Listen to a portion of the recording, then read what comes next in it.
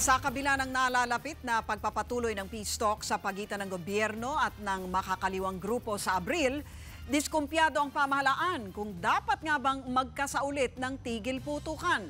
Babala naman ng militar, baka gamitin lang itong pagkakataon ng mga rebelde para lalo pang palakasin ang kanilang puwersa.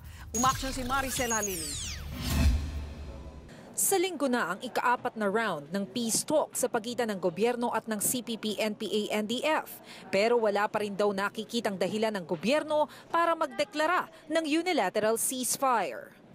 Right now, there is no reason to declare a unilateral ceasefire because our president is more interested in obtaining a bilateral ceasefire agreement. Dahil dito, mukhang malabo rin daw na matuloy ang naunang sinabi ng komunistang grupo na magdedeklara sila ng unilateral ceasefire ngayong araw. The chairman of the NDF panel has been asking me that we should jointly declare a unilateral ceasefire.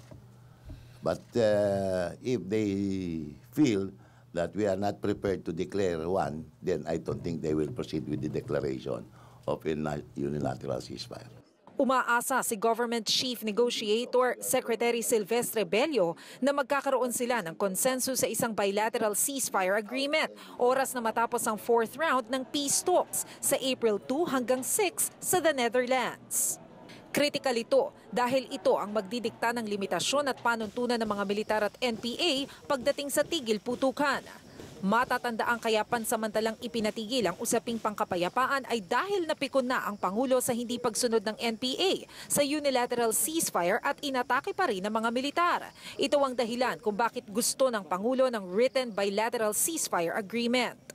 Katunayan, 2 sundalo at 10 pinaniniwala ang miyembro ng NPA ang nasawi sa bakbakan kahapon sa General Nakar, Quezon Province. The reality is that there is a state of armed conflict.